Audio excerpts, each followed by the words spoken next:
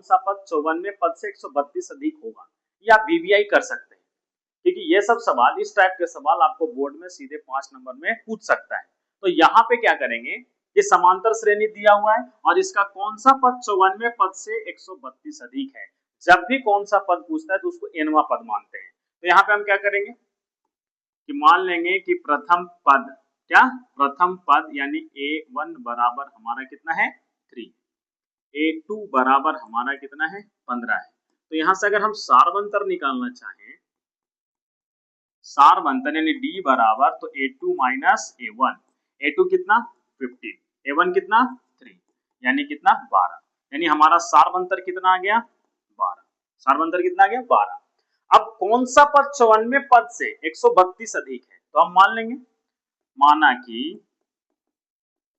एनवा पद, मान लेंगे एनवा पद, एनवा पद, एनवा पद 54वें पद से कितना अधिक है 132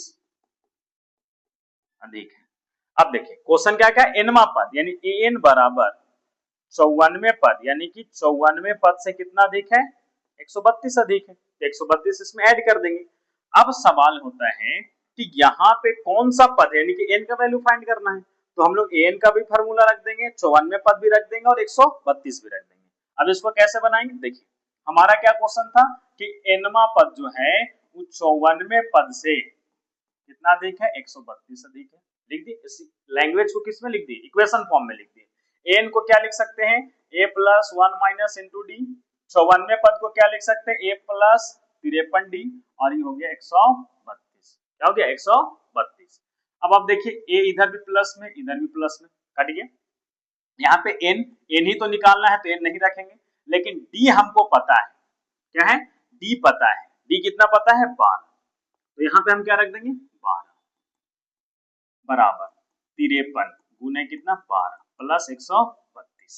अब देखिए यहाँ पे n माइनस 1 है और ये 12 है, बराबर 53 को 12 से मल्टीप्लाई करते हैं तो 53 दहिया 530 और 53 दूनी के 106, यानी कि 530 प्लस 53 दूनी 106, 6 3 और 5 हो कितना 6, कितना हो गया ये 536 प्लस कितना 132। अब इसमें 132 जोड़ दीजिए, 6 2 8 3 3 6 और 6 1 7, यानी कि n माइनस 1 12 बराबर 768। इधर गुना में उपट जाएगा तो भागा में, कितना हो गया भागा, 12 छक 72 और 12 चको 48। अब यहाँ पे n माइनस 1 बराबर है 64, तो n इधर माइनस में ऊपर जाएगा 1 तो प्लस में, यानी 64 प्लस 1 इक्वल टू कितना 65, यानी एपी का कैवा पद 65वां पद, तो लिखेंगे अतः एपी का 65वां पद 54वें पद से 132 अधिक है, 132 अधिक है। कोई दिक्कत, आप इसको भी वेरीफाई कर सकते हैं, आप दोनों निकाल लीजिए, 54वां पद ज्ञात कर लीजिए और 65वां पद ज्ञात कर लीजिए, और फिर आप दोनों को घटा दीजिए। अगर घटाने के बाद 132 आता है तो आपका आंसर सही है, अन्यथा आपका आंसर गलत है।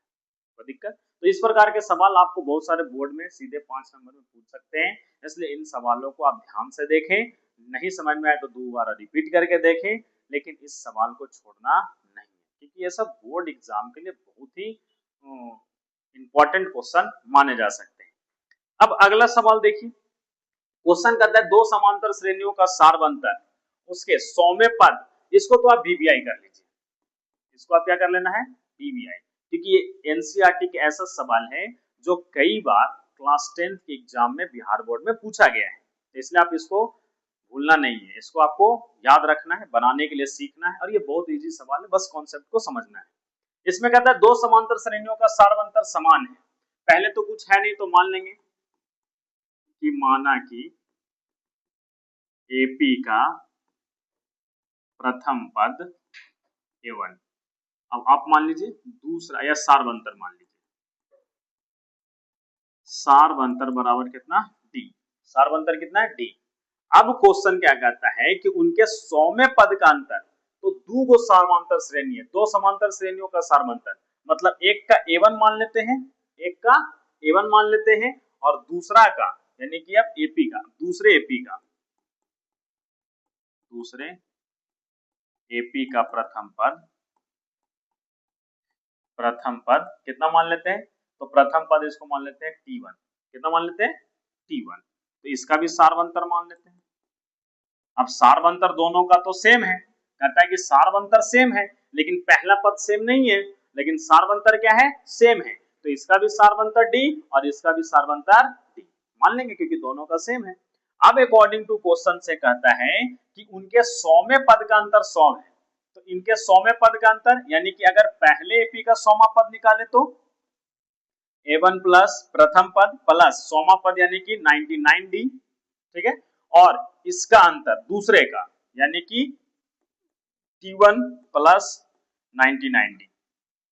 अब आपको नहीं समझ में आ रहा है तो आप यहां पे लिख सकते हैं, इसका अगर 100वां पद निकालेंगे तो 100वां पद क्या हो जाएगा A, तो A1 के जगह पर A में लिखेंगे प्रथम पद प्लस कितना 99D, और अगर इसका 100वां पद निकालेंगे, 100वां पद निकालेंगे तो हो जाएगा प्रथम पद कितना माने T1 और प्लस 99D, तो D तो दोनों जगह सेम होगा।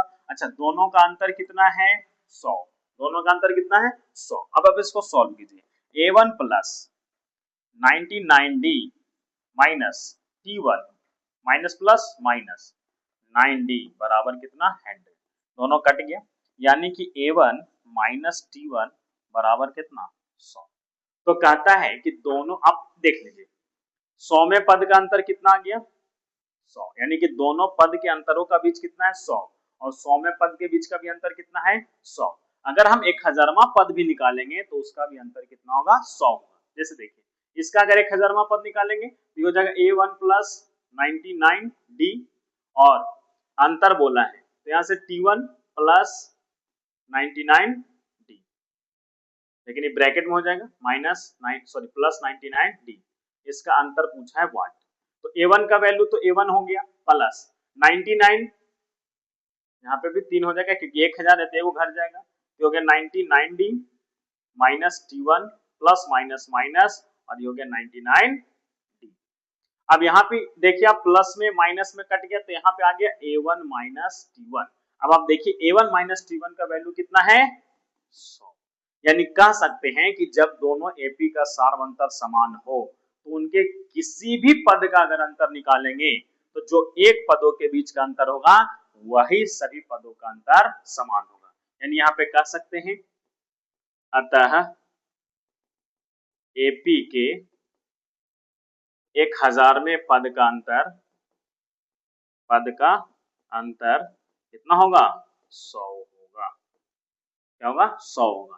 तो ये सवाल आप VVI मान लीजिए क्योंकि बोर्ड एग्जाम में ये सवाल बहुत बार पूछा गया है, प्रीवियस ईयर में आप इसको देख सकते हैं, तो ये बहुत इंपॉर्टेंट सवाल है इसलिए इसको बनाना ना भूलें, और बनाना बहुत ही आसान है, बस थोड़ा सा आप दिमाग लगाइएगा तो इसमें कोई भारी सवाल नहीं, ठीक है। चलिए अगला सवाल अगर देखा जाए तो कहता है 3 अंकों की कितनी संख्याएं 7 से विभाजित है। अब इस प्रकार के सवाल भी बोर्ड में बहुत सारे पूछे जाते हैं, गुणनखंड से या भाज्य से या विभाज्य से, तो इसमें सबसे पहले आपको क्या ध्यान देना है कि 3 अंकों की यानी 3 अंकों की कितनी संख्याएं 7 से विभाजित है। तो पहले तो आप हमको बताइए 3 अंकों की संख्या स्टार्ट कहां से होगा, तो 3 अंकों की संख्या स्टार्ट होता है 100 से, कहां तक जाएगा 3 अंकों की, कहां तक जाएगा 999 तक जाएगा, क्योंकि ये 3 अंकों से विभाजित संख्या है, 3 अंकों वाली।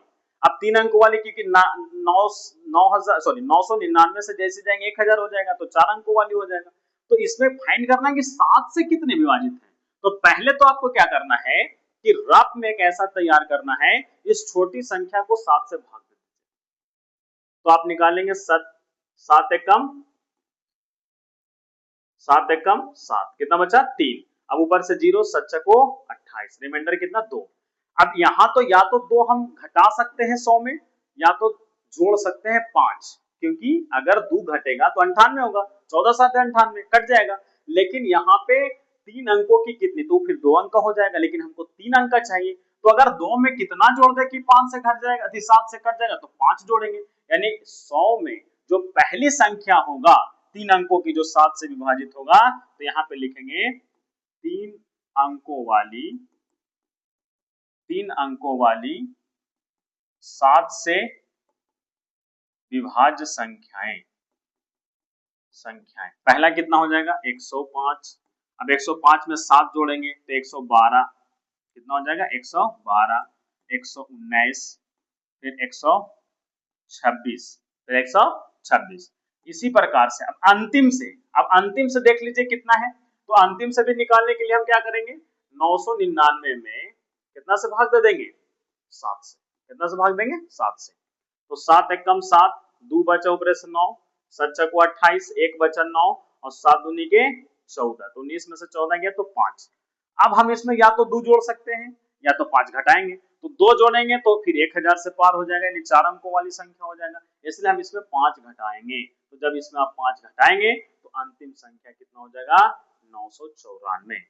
अतः ये जितनी संख्याएं उस 7 से विभाज्य है। अब निकालना है कि कितनी संख्याएं विभाजित है, यानी कि नंबर, यानी कि टोटल क्या निकालना है, पदों की संख्या जो 7 से विभाज्य है।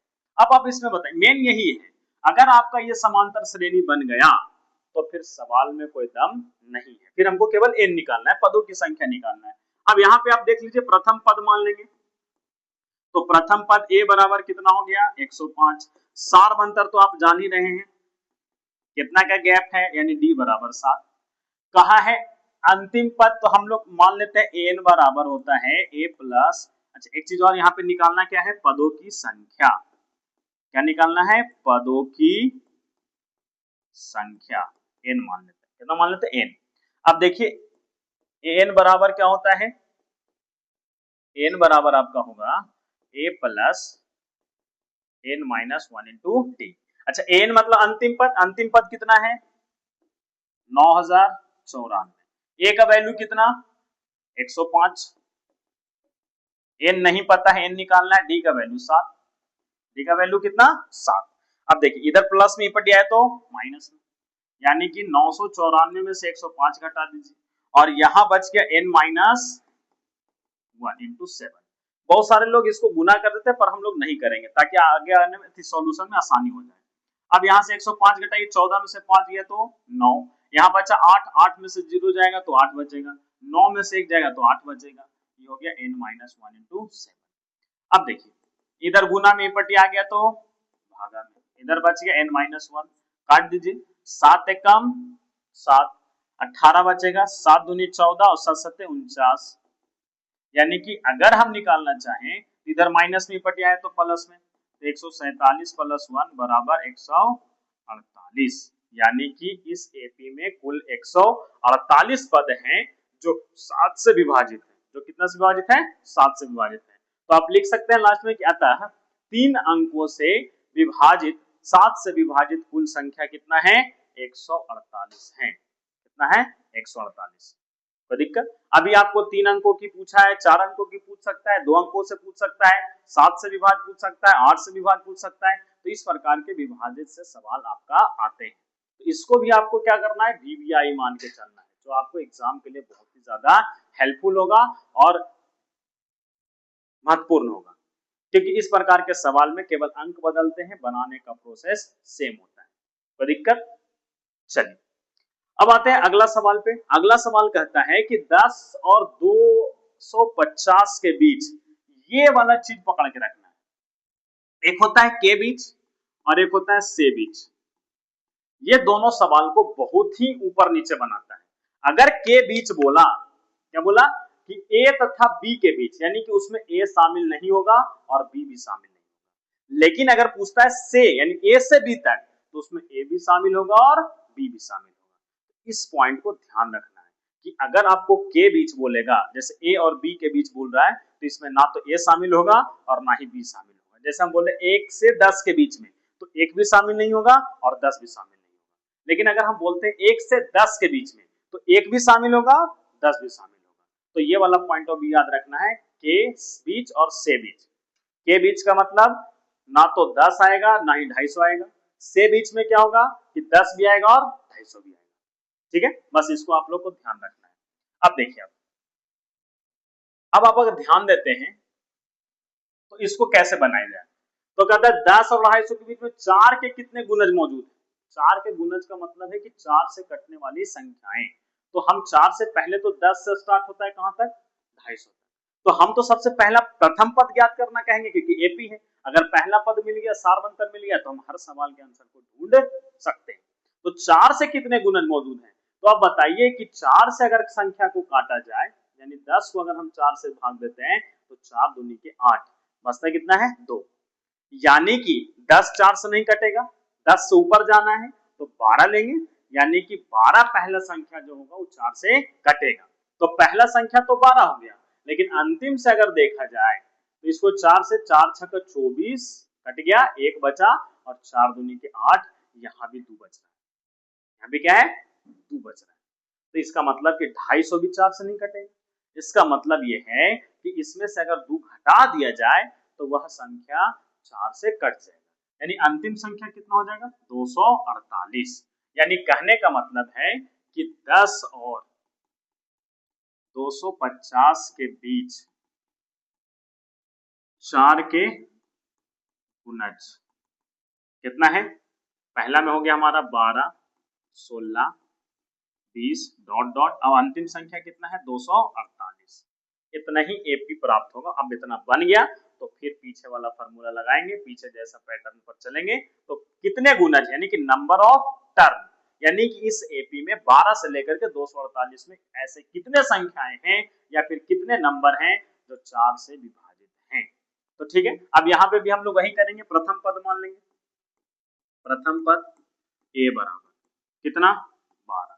सारवंतर मेरा वही होगा जितना संख्या से विभाजित होगा, 4। अब पूछता है कि अंतिम संख्या दिया हुआ है, अंतिम संख्या कितना है, यानी कि अंतिम संख्या अर्थात एन बराबर कितना? 248। अब अकॉर्डिंग टू फार्मूला से चलेंगे, एन बराबर होता है a plus n minus 1 into D.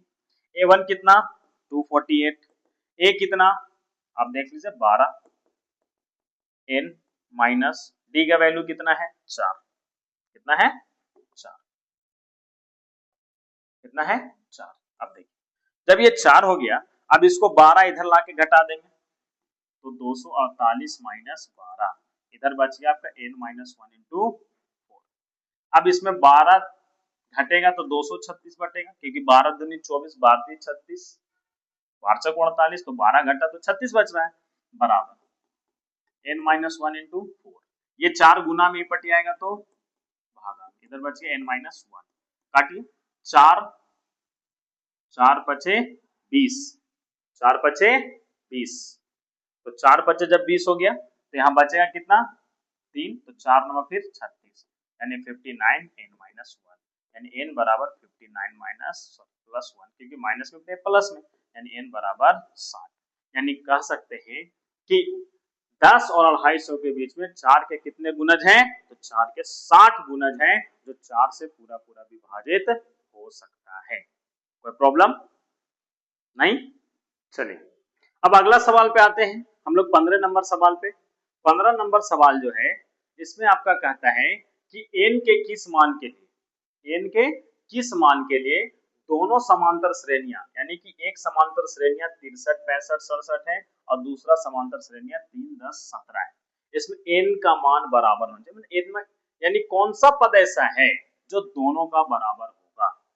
तो हम लोग क्या करेंगे, मान लेंगे कि दोनों का एनवा पद बराबर, यानी क्या मानेंगे कि दोनों का एनवा पद बराबर होगा, अर्थात इसका भी एनवा पद और इसका भी एनवा पद। तो मान लेंगे कि माना कि दोनों एपी का एनवा पद, दोनों एपी का एनवा पद क्या होगा? तो एपी का एनवा पद बराबर होगा, यानी कि इसका एन और इसका टेन दोनों क्या होगा? बराबर होगा। अच्छा, इसके एन के लिए फॉर्मूला क्या होगा? A plus n minus 1 into d. इसके लिए क्या होगा? T1 N minus 1 into D, क्योंकि हम लोग प्रथम पद को चाहे तो T1 से डिनोट कर सकते हैं या A1 से डिनोट कर सकते हैं, ए से डिनोट कर सकते हैं। अब यहाँ के लिए ए देखा जाए तो इसके लिए 63 है, एन तो दोनों का पता नहीं। डी अगर देखा जाए तो 63 2 65 2 67, यानी 2 होगा। T1 अगर देखा जाए उसमें तो इसका 3 होगा, n तो पता है नहीं। d आप देख सकते हैं कि 3 7 10 10 7 17 यानी कि d बराबर कितना 7। अब आप देखिए 10 एक तरफ लेके आएंगे तो ये हमारा हो गया 63, ये प्लस में इपटी आ गया माइनस में 3 और ये पूरा उधर चला गया। तो पहले से n माइनस 1 इंटू क्या था 7 था, प्लस में इपटी गया तो माइनस कितना हो गया ये 2। कितना हो गया 2। अब देखिए ये हो गया हमारा 60, इसको देखिए इसको मल्टीप्लाई कीजिए 7n, ये माइनस 1 से सॉरी 1 है 11 नहीं 1 है क्योंकि n माइनस 1 था तो 7 हो गया minus n minus minus plus mistake 1। देखिए फिर से थोड़ा सा यहाँ पे क्या है 63 है, इसको इससे मल्टीप्लाई कीजिए 2n माइनस कितना 2, इसको इससे मल्टीप्लाई कीजिए 7n माइनस कितना 7। अब n को n तरफ बाकी को एक तरफ 63, ये माइनस में इधर माइनस में ये माइनस में इपटी आ गया तो प्लस में, इधर 7n ये प्लस में उपटी गया तो माइनस में। अब आप देखिए कि 63 3 2 5 3 2 5 7 में से घट गया तो ये बच गया आपका प्लस 2 7 माइनस 2n। अब 63 2 कितना हो गया 65, ये दोनों में कॉमन कितना था 7 में से 2n गया तो ये बच गया 5n। तो हम क्या करेंगे n बराबर निकाल देंगे तो ये हो जाएगा 65/5 यानी कि 13 बचे 65, n बराबर 13 यानी अतः इन दोनों श्रेणियों का जो 13वां पद होगा वो बराबर होगा। अगर आपका यकीन नहीं है तो हम लोग इसका भी आंसर चेक कर सकते हैं। आप इसका 13वां पद ज्ञात कीजिए A13 और इधर से T13, तो A13 का मतलब A प्लस कितना 12D और यहाँ से कितना T प्लस 12D, तो A इसका A कितना 63 और 12, इसका D कितना था 2, तो अब 63 प्लस 12 दूनी 24 यानी 4 3 7 और 6 2 8 कितना हो गया 87, इसका भी 87 आना चाहिए। T1 कितना है 3 12, D कितना है 7, D कितना है 7। अब इसमें क्या कर सकते हैं कि जो D बराबर 7 है तो 12 सते 84 और यहाँ पे 84 और 3 87 यानी हमारा आंसर बिल्कुल सही है। तो इस प्रकार से आप कोई क्वेश्चन का सवाल का आंसर को जांच सकते हैं, कोई भारी नहीं है। चलिए इस प्रकार के भी सवाल आपको देखने को मिल सकते हैं। अब जो अगला सवाल है यह सवाल है समांतर श्रेणी ज्ञात करना जिसका तीसरा पद और 16वां पद और 7वां पद 5वें पद से 12 अधिक है। कितना अधिक है 12 अधिक है। अब आप सोचिए कि यहाँ पे समांतर श्रेणी ज्ञात करना है, यानी इसमें समांतर श्रेणी का मतलब है कि एक श्रेणी ज्ञात करना है जिसका तीसरा पद 16वां, जो तीसरा पद है 16 है, तीसरा पद कितना है 16 है और 7वां पद 5वें पद से 12 अधिक है। जब भी इस प्रकार का सवाल हो तो पहले हम लोग क्या करते हैं मान लेंगे कि माना कि एपी का प्रथम पद, एपी का माना कि एपी का प्रथम पद यानी ए, अब सार्वंतर मान लेंगे, सार्वंतर कितना है डी। अब कहता है जिसका तीसरा पद 16 दिया हुआ है तो तीसरा पद का मतलब A3 बराबर कितना दिया हुआ है 16, तो हम यहां लिख सकते हैं A प्लस 2D बराबर कितना है 16, एक इक्वेशन मान सकते हैं। अच्छा आगे देखिए, आगे कहता है कि 7वां पद 5वें पद से कितना अधिक है 12 अधिक है, यानी अकॉर्डिंग टू क्वेश्चन से कहता है कि जो 7वां पद है, 7वां पद है वो 5वें पद से, 5वें पद से कितना अधिक है 5वें पद से 12 अधिक। तो जैसा लैंग्वेज में कहता है वैसा हम आपको बता देते हैं कि किस प्रकार से इक्वेशन तैयार होगा। तो 7वां पद है वो 5वें पद से 12 अधिक है, इसका मतलब जो 7वां पद होगा वो A प्लस 6D होगा और यहाँ से जो 5वां पद होगा A प्लस 4D होगा और कितना अधिक है 12 अधिक है। आप देख सकते हैं दोनों प्लस प्लस में है तो इधर आएगा तो माइनस में तो कट जाएगा, ये आपका 6D इधर प्लस में पट्टी में आ गया माइनस में 4D और ये बच गया आपका 12। तो 6 में से 4 गया तो कितना बचा 2D बराबर 12, यानी कि हम कह सकते हैं D बराबर 12 बटा कितना 2, यानी D बराबर कितना हो गया 6। अब क्या है D बराबर हमारा 6 है तो D का मान आप इक्वेशन 1 में रख सकते हैं, डी का मान समीकरण 1 में रखने पर, अब समीकरण 1 में रखिएगा तो हमारा समीकरण क्या है, a प्लस 2d बराबर कितना है 16 है, तो d का मान 6 रख दीजिए तो a का मान आपको निकल जाएगा, तो 2 गुने 6 बराबर 16, यानी a बराबर 16 प्लस उधर माइनस में 6 दूनी 12, यानी a बराबर कितना 4। अब सवाल कहता है कि a भी 4 मिल गया, d भी मिल गया, तो समांतर श्रेणी ज्ञात करना है। तो आप सोचिए समांतर श्रेणी जो होगा, समांतर श्रेणी, पहला पद कितना है 4, पहला पद कितना है 4, सार्वंतर कितना है 6, तो 4 में 6 जोड़ेंगे तो 10, 10 में 6 जोड़ेंगे तो 16, 16 में 6 जोड़ेंगे तो 22। अब इसी प्रकार से आप निकाल सकते हैं। क्वेश्चन कहा था कि एपी का तीसरा पद 16, एपी का कितना पद है तीसरा पद 16, यानी कि जो हमारा आंसर है वो क्या है सही है। इस प्रकार से हम आंसर के जो उत्तर है उसको वेरीफाई कर सकते हैं। ये सब सवाल बहुत ही इजी है, बस प्रॉब्लम क्या है लैंग्वेज का है। अगर आप लैंग्वेज समझ जाते हैं कि क्वेश्चन कहना क्या चाह रहा है तो आप उसको सरलता से बना सकते हैं, और इस प्रकार के सवाल को बनाते समय आपको ध्यान रखना है। अगला सवाल क्या कहता है कि एक समांतर श्रेणी की चौथे और आठवें पदों का योग 24 है तथा छठे और 10वें पदों का योग 44 है। समांतर श्रेणी के पहले 3 पद ज्ञात करना है, यानी कि समांतर श्रेणी हमको ज्ञात करना है। ये थोड़ा सा और डिफिकल्ट सवाल है, जैसे जैसे हम लोग एनसीईआरटी में आगे बढ़ते हैं हर टाइप का क्वेश्चन हर तरह के टाइप से पूछा जाता है। तो इसमें आप क्या करेंगे, आप ध्यान से देखिए, कहता है कि एक समांतर श्रेणी के चौथे और आठवें पद का योग दिया है, योग मतलब जोड़, योग मतलब क्या दिया है जोड़, तो हम लोग क्या करेंगे कि इसको जोड़ करने के लिए देखिए, चलिए देखिए, तो इसमें भी मान लेंगे, माना कि एपी का प्रथम पद ए, कितना ए, और यहां से सारवंतर, सारवंतर कितना है डी। ये इसलिए मानते हैं ताकि आगे बनाने में बहुत आसानी हो जाए। अब अकॉर्डिंग टू क्वेश्चन से कहता है कि चौथे पद यानी कि एपी के चौथे और आठवां पद, यानी कि चौथा पद का मतलब है A4 और आठवां पद का मतलब है A8, दोनों का योग कितना है 24 है, दोनों का योग कितना है 24 है। तथा एक और कहता है कि छठे और 10वें पद का योग 44 है, तो पहले इसको देखते हैं। A4 को हम लिख सकते हैं A प्लस 3D, इसको लिख सकते हैं A प्लस कितना 7D, और ये हो गया 24। ए और ए जुट गया 2A, ये दोनों जुट गया 7 3 10D बराबर कितना 24।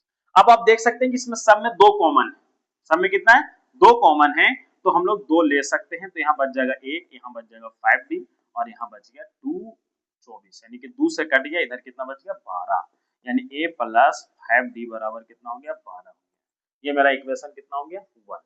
अब देखिए इसी प्रकार से हम क्या करेंगे कि जो दूसरा है, फिर कहता है दूसरा छठे और 10वें पद का योग, यानी कि A6 प्लस A10, दोनों का जोड़ कितना है 44 है। A6 को क्या लिख सकते हैं A प्लस 5D, और इसको लिख सकते हैं A प्लस कितना 9D बराबर कितना 44। अब आप देखिए भी जुड़ गया A और A 2A 9 5 14D 44, इसमें भी आपको 2 कॉमन दिख रहा होगा A प्लस 7D और इधर है 44, तो 2 से इसको काट दिए, इधर गुना में बड़ी भागा में, तो A प्लस 7D बराबर कितना 44 को 2 से डिवाइड करते हैं तो बच जाएगा कितना 22, कितना हो जाएगा 22। अब ये हमारा हो गया समीकरण 2।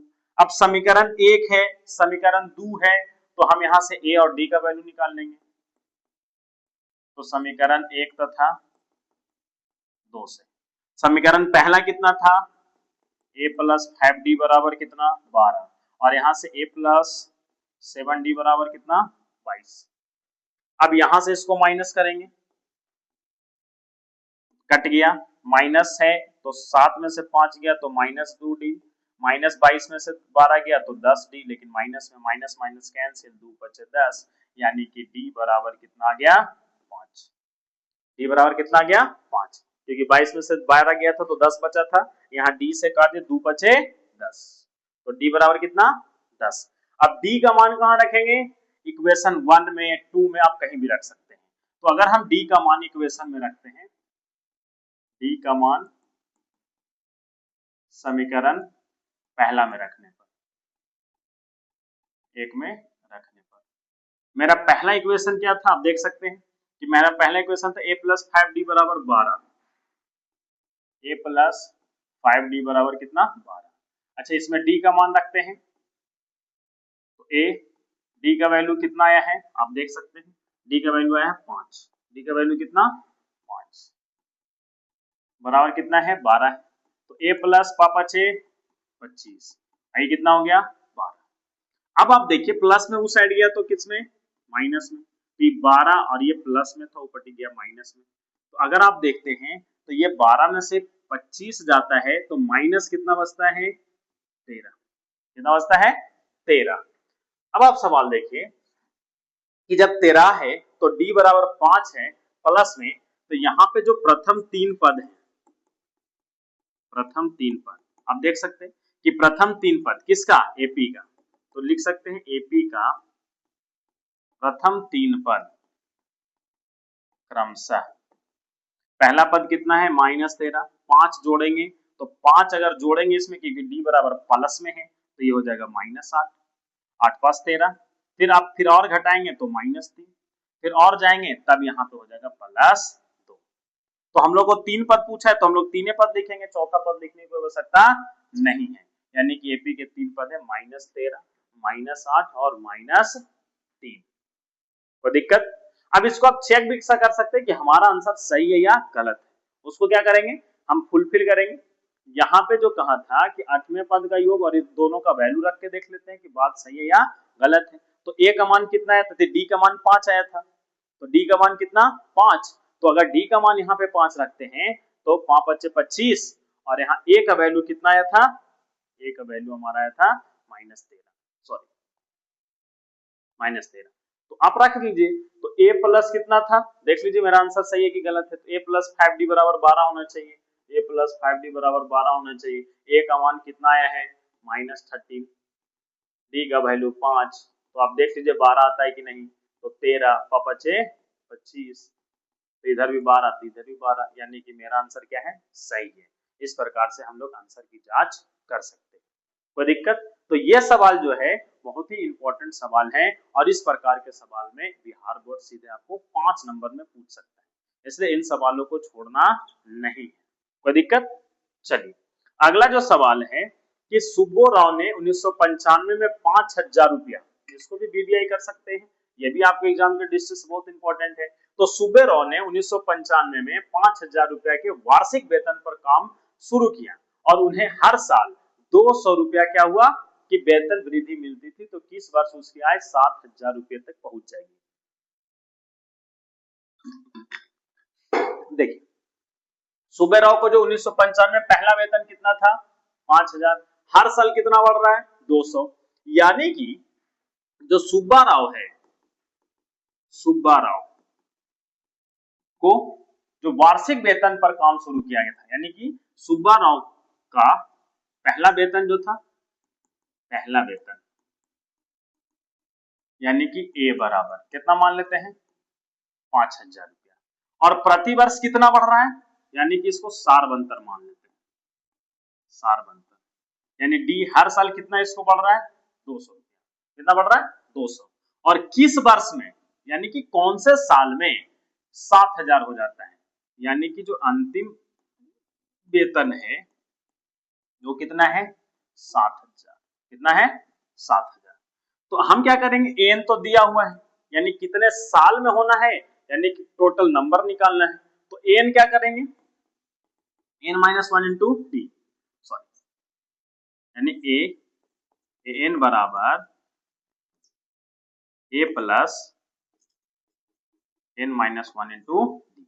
अब यहाँ पे आप समझ सकते हैं कि पहला बार में इसको 5,000 मिला होगा, तो दूसरा बार में इसको 5,200 मिला होगा, तो अगला बार में इसको 5,400 मिला होगा, इसी प्रकार से इसका अंतिम वेतन कितना होता है 700।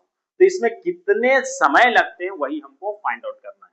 तो यहाँ से एन जो है, एन कितना है 7,000, ए बराबर कितना है 5,000, एन तो पता है नहीं, डी पता है कि हर साल कितना इंक्रीज हो रहा है 200, तो ये इधर माइनस में हो गया, तो 7000 में से 5000 घटा दीजिए। n माइनस 1 डी का वैल्यू कितना 200, तो 7 में से 5 गया तो 2000, n माइनस 1 इंटू 200। अब इधर गुना में पट्टी आएगा तो किस में हो जाएगा, भागा में, यानी कि n माइनस 1 बराबर हो गया 2000 बटा 200, कैंसिल हो गया कितना बार में, 10 बार में, यानी n माइनस 1 बराबर 10 है, n बराबर 10 प्लस 1 बराबर कितना 11, कोई दिक्कत, n निकल गया 11। यानी कहने का मतलब है कि अगर 1995 में इसका 5000 था तो इसमें 11 साल जोड़ देंगे, कितना साल जोड़ेंगे, 11 साल। तो 1995 में अगर आप 11 साल जोड़ते हैं तो किस वर्ष, तो 1995 में आप 11 जोड़ देते हैं, तो पहला यानी कि कितने वर्ष में, तो जो वर्ष होगा तो 1995 प्लस 11, तो 1995 प्लस 11 जोड़ते हैं तो 5 जोड़ते हैं तो 2000, और 2000 में 6 जोड़ दीजिए, यानी कि 2006 वर्ष में, यानी कि इस वर्ष में इनका जो वेतन है, इनका वेतन कितना हो जाएगा 7000, कितना हो जाएगा 7000, यानी इनको कितना साल वेट करना पड़ेगा 11 साल।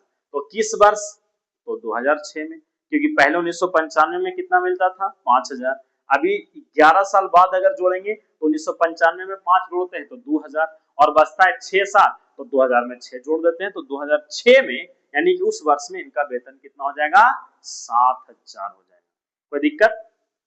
तो ये भी बहुत अच्छा सवाल है, इसको भी आप आसानी से सीख सकते हैं। अब ये जो अंतिम सवाल है और जो सबसे लास्ट सवाल है कि रामकली ने पहले वर्ष सप्ताह में 5 रुपया बचाया, फिर अपनी साप्ताहिक बचत में 1.7 रुपया बढ़ाया, और फिर एनवें सप्ताह में उसकी साप्ताहिक बचत इतना हो गया, तो रुपया हो जाती है तो एन ज्ञात करना है। मतलब इसमें भी ध्यान ज्ञात करना है कि कितने सप्ताह में उसका जो बचत है, वो उसकी जो साप्ताहिक बचत है वो 20.75 रुपया हो जाती है, ठीक है। तो ये जो सवाल है ये हम आपको होमवर्क के रूप में छोड़ रहे हैं, ये सवाल आप बनाइए। अगर इस सवाल को आप बनाते हैं इसका मतलब है कि आप एपी समझ चुके हैं, और अगर नहीं बने तो आप कमेंट पिन में कमेंट कर सकते हैं, ताकि मैं इस सवाल को अगले नहीं बनने पर इस सवाल को बना दूंगा। और जो जो विद्यार्थी इस सवाल को अगर बनाते हैं इसका मतलब ये है कि एपी पूरी तरह से सीख चुके हैं। इसलिए मैं जो होमवर्क देता हूं उसको कम से कम बनाए कीजिए, और इस एपी के क्लास से आप यकीन मानिए कम से कम 5 से 7 नंबर के सवाल आपको फिक्स होने वाले हैं। अभी एक टाइप का और सवाल बचा हुआ है जो एसएन से रिलेटेड होता है, यानी कि पदों के योग से रिलेटेड होता है, तो मैं आपको अगले क्लास में मिलूंगा, और ये होमवर्क जरूर बनाइएगा, और अगर नहीं बने तो आप कमेंट पिन में कमेंट कर दीजिएगा। जय हिंद, जय भारत।